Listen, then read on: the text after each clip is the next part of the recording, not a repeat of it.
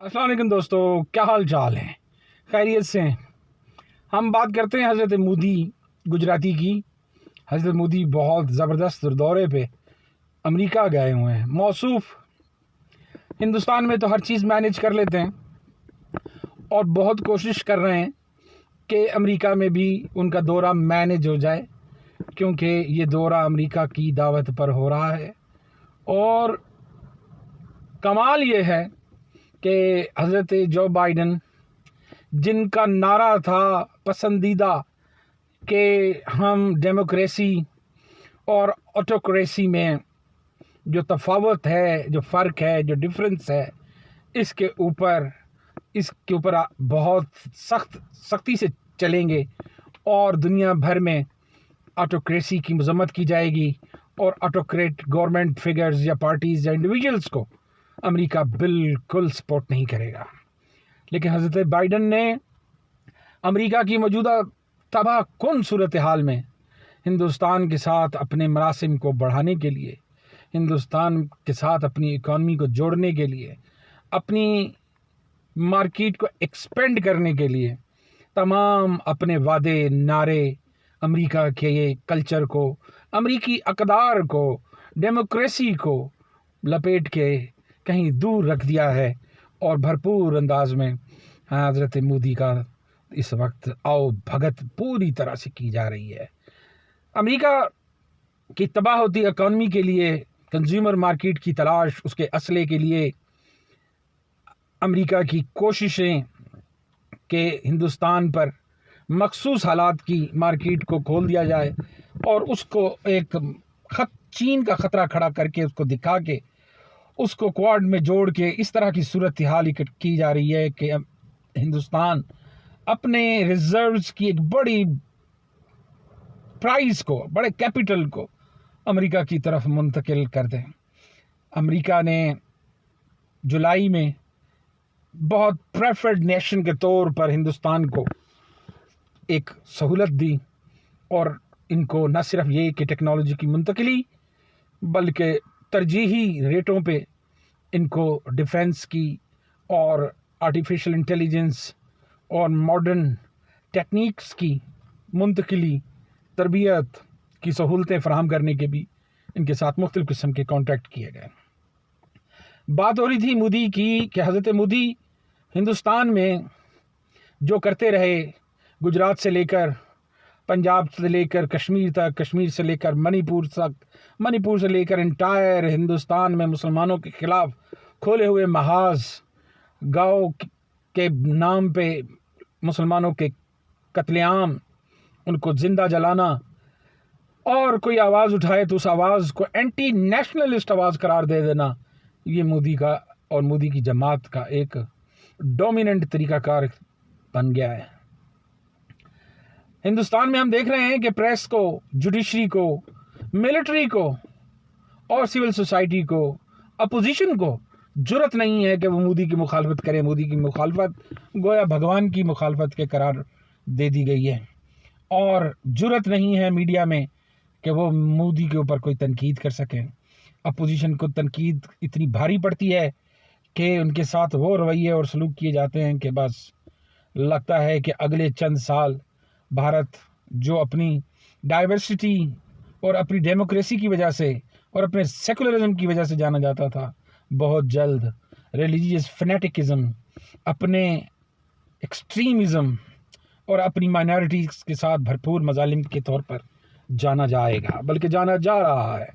یہی وجہ ہے کہ بی بی سی نے جب ڈاکومنٹری بنائی تو اس کے اوپر ان کا رویہ انتہائی جارحانہ تھا۔ بی بی سی کی ڈاکومنٹری پہ پابندی لگا دی گئی، پریس، میڈیا، جوڈیشری، ہر طرف قدغنیں عائد کر دی گئیں، گویا مودی کے خلاف بولنا بھارت کی سالمیت کے خلاف بولنا تھا۔ یہی نہیں بلکہ امریکی کانگریس نے جب 2022 میں اور اس سال بھی جب کانگریس کو یہ لکھ بھیجا، ان کے 75 کانگریس مین نے جب یہ لکھ بھیجا کہ ہندوستان میں سیاسی آزادی، پریس کی آزادی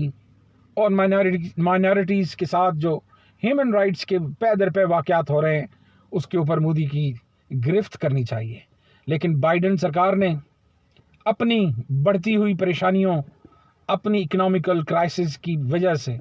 اپنی اقدار کو، اپنے نعرے کو، اپنی امریکہ کی ویلیوز کو اٹھا کے بالکل پس پش ڈال دیا ہے. ہم دیکھتے ہیں کہ مودی ہندوستان میں میڈیا کو ہر طرح سے اپنی جکڑ بندی میں رکھا ہوا تھا. جو نہیں مانتے تھے ان کے ٹیلی ویژن ہی خرید لیے جاتے تھے، جیسے رویش کمار جیسے لوگ یا کرن تھاپڑ جیسے لوگوں کو کارنر کر دیا گیا. اسی طرح ہم دیکھتے ہیں کہ پے در پے ٹاپ کے سارے اینکرز مودی صاحب نے خرید لیے اور کسی میں جرت نہیں تھی. حتیٰ کہ مودی نے ہندوستان میں پریس کانفرنس یا صحافیوں کے سوالات کے جوابات دینے کی جو ایک دنیا بھر میں رائج جرنلزم کی ایک بہت بڑی ایک سہولت ہوتی ہے جہاں ایک دوسرے کو جاننے کا موقع ملتا ہے، مودی نے وہ طرح ہی بند کر دی. اور ہندوستان میں وہ کسی صحافی کو جواب دینے کا اہل ہی نہیں تھا اور نہ ہی وہ اپنے آپ کو جواب دہ سمجھتا تھا، کیونکہ بھگوان کے اوپر تنقید کرنا، آلوچنا کرنا، کرٹیسزم کرنا اور اس سے جواب مانگنا ان کی شان کے خلاف تھا. چونکہ ان کا مزاج نہیں تھا اور یہ ہر چیز ہندوستان میں مینیج کر لیتے ہیں، لیکن امریکہ کا میں باوجود کوششوں کے انہوں نے جو وال اسٹریٹ جرنل کو انٹرویو دیا وہاں بھی سوالات جوابات تھے، تو ان کے جوابات وہ کہتے ہیں نا کہ سوال گندم اور جواب چنا کے مصداق تھا. اور آج بھی ان کو زبردست شرمندگی اس وقت ہوئی جب مس صدیقی نے ان سے سوال کیا اور وہ اس کا جواب دینے کے بجائے پہلو تہی اختیار کرنے لگے اور ہندوستان میں ختم ہوتی جرنلزم کی قوت کو انہوں نے جب پوچھا ان سے کہ آپ ان کے ساتھ کیا کر رہے ہیں اور کیا آپ نے مسلمانوں کے لیے اور ان کی ترقی کے لیے آپ کے پاس کیا ہے، تو مودی صاحب بغلیں جھانکنے لگے. یہ اس لیے ہوا کہ اگر وہ اپنے ملک میں اس طرح کے سوالات کے جوابات دینے کے عادی ہوتے جو کہ دنیا کی ٹاپ کی ڈیموکریسی کہلاتی ہے، جہاں انہوں نے کلچر اپنا ختم کر دیا، برباد کر دیا، اگر یہ کلچر انہوں نے فروغ دیا ہوتا، مودی صاحب کو عادت ہوتی، تو آج وہ امریکہ میں اس طرح کی خفت نہ اٹھاتے. جس شرمندگی اور جس پسماندگی کا انہوں نے آج اپنے جواب میں ثبوت دیا، اس سے آج ہندوستان بہت بونا لگا اور ہندوستان کی وہ کھلی اڑائی گئی انٹرنیشنل میڈیا میں کہ ہندوستان کے تمام پڑھے لکھے لوگوں کے سر شرم سے جھک گیا ہے. وجہ یہ نہیں کہ مودی نے کوئی بہت برے کام کیے جو آشکار ہو گئے، بلکہ شرم کی بات یہ ہے کہ وہ اپنے طویل دوران حکومت کے کسی بھی اپنے وقت میں ہونے والے جو انہوں نے مسلمانوں کے خلاف، مائنارٹیز کے خلاف جو ظلم اور فساد اور جبر اور ان کی آواز کو دبایا، اور حتیٰ میڈیا کو بھی اجازت نہیں تھی کہ کوئی ان مظلوموں کے بارے میں آواز بلند کرے. ان علاقوں میں ظلم کرنا اور ظلم کے بعد وہاں انٹرنیٹ بھی بند کر دینا، یہ میڈیا کے اوپر پابندیاں لگا دینا، یہ مودی کا ایک عام کارنامہ ہوتا ہے جو وہ کشمیر میں بھی کرتا ہے، جو وہ خالصتان پنجاب میں بھی کرتا ہے، جو وہ دلی میں بھی کر گزرتا ہے، جو وہ منی پور میں بھی آج کر رہا ہے. یہ وہ صورتحال ہے کہ جس کے بارے میں ان کو عالمی میڈیا پر جواب دینا پڑے گا. عالمی میڈیا بہت آڑے ہاتھوں لے رہا ہے، کانگریس کے لوگ بہت آڑے ہاتھوں لے رہے ہیں، امریکہ میں سول سوسائٹی امریکہ کی بہت آڑے ہاتھوں مودی کو لے رہے ہیں، کیونکہ مودی کے بارے میں ان کی جو سوچ تھی وہ اس کے بالکل برعکس نکلا. یہ وہی مودی ہے کہ جس کو امریکہ کا ویزا نہیں ملتا تھا اور آج ریڈ کارپٹ بچھایا گیا ہے اسی مودی کے لیے، کیونکہ امریکہ کی آج دگرگوں مالی حالات اور ہندوستان سے توقعات نے تمام اقدار کو، تمام روایات کو، تمام امریکی گلوریفائڈ ہسٹری کو جو ان کی سیاست کے ساتھ، ان کی جمہوریت کے ساتھ کمٹمنٹ تھی، سب کو رول بیک کر دیا گیا. یہ وہ سہولت دی گئی مودی کو چند ٹکوں کی خاطر، یہ وہ سہولت ہے جو امریکہ نے اپنے منہ پہ ٹیپ لگا کے رکھی ہوئی ہے کشمیر کے معاملات پہ، انسانی حقوق کی دگرگوں حالات پہ جو پورے ہندوستان میں मोदी की बीजेपी आरएसएस आए दिन वहाँ की माइनॉरिटीज़ के साथ सलूक करती है। पंजाब से लेकर मणिपुर तक और मणिपुर से लेकर कश्मीर तक के जो सूरत हाल पैदा की हुई है, उसके ऊपर कोई आवाज़ बुलंद करने वाला हिंदुस्तान में नहीं रहा और हर आवाज़ को दबा दिया गया है। हम देखते हैं कि अमेरिका ने हिंदुस्तान को बहुत ज़्यादा कारोबारी मराहत दी हैं, जिसकी तफसीलात कुछ यूँ हैं। मोदी से क्या सवाल किया अमेरिकी जर्नलिस्ट ने, देखिए। Mr. Prime Minister, India has long prided itself as the world's largest democracy, but there are many human rights groups who say that your government has discriminated against religious minorities and sought to silence its critics. As you stand here in the east room of the White House, where so many world leaders have made commitments to protecting democracy, what steps are you and your government willing to take to improve the rights of Muslims and other minorities in your country and to uphold free speech?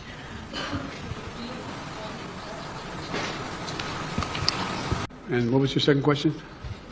So as you raise these broader issues of human rights and democracy, what is your message to those, including some members of your own party, who believe that your administration is overlooking the targeting of religious minorities and a crackdown on dissent in India? Well, look, the Prime Minister and I had a good discussion about democratic values, and that's the nature of our relationship. We're straightforward with each other, and we respect each other. One of the fundamental reasons that I believe the U.S.-China relationship is not in the space it is in the U.S.-Indian relationship is that there is an overwhelming respect for each other because we're both democracies. And it's a common democratic character of both our countries that, and our people, our diversity, our culture, our open, tolerant, robust debate. And I believe that we believe in the dignity of every citizen. And it is in America's DNA, and I believe in India's DNA, that the whole world has a stake in our success, both of us, in maintaining our democracies, makes us appealing partners, and enables us to expand democratic institutions around the world. And I believe this, and I still believe this. क्या आपने कभी भी भारत में देखा है कि ये सवाल, जो बहुत बेसिक सवाल है, जिसको लेकर लगातार आरोप लगते हैं नरेंद्र मोदी और उनकी सरकार के ऊपर, उनके सामने किसी पत्रकार ने कभी भी पूछे हों? खैर, प्रेस कॉन्फ्रेंस भी कभी नहीं हुई है, लेकिन इंटरव्यूज तो होते ही हैं। लेकिन उस इंटरव्यू में भी कैसे सवाल हमारे देश में किए जाते हैं वो आप सब जानते हैं। टॉनिक कौन सा लेते हो, या फिर आप अपना बटुआ अपने जेब में रखते हो कि नहीं? और जब उन्होंने इसका जवाब दिया, तो जवाब देने के लिए उन्हें अपने पूर्वजों और संविधान के शब्दों का सहारा लेना पड़ गया, बताने के लिए कि हम तो डेमोक्रेसी हैं। और आप कैसे कह रहे हैं कि आपने सुना है, बल्कि हम लोग तो डेमोक्रेसी है, और ये सब कुछ तो हमारे पूर्वजों ने बनाया है, क्योंकि उन्होंने एक संविधान रखा है। जबकि लगातार देश में आवाजें ये उठती हैं कि वही संविधान खतरे में है, और इसीलिए वो डेमोक्रेसी खतरे में है। सबका साथ सबका विश्वास जैसे शब्दों का जो इस्तेमाल किया गया शुरुआत से, लेकिन ग्राउंड पर होते हुए कितना दिखाई दिया, वो सब आप सब बखूबी जानते हैं। अब मुझे लगता है कि उस तरह का एक फार्स क्रिएट नहीं करना चाहिए, लेकिन उसका सहारा भी नरेंद्र मोदी ने लिया। World leaders have made commitments to protecting democracy. What steps are you and your government willing to take to improve the rights of Muslims and other minorities in your country and to uphold free speech?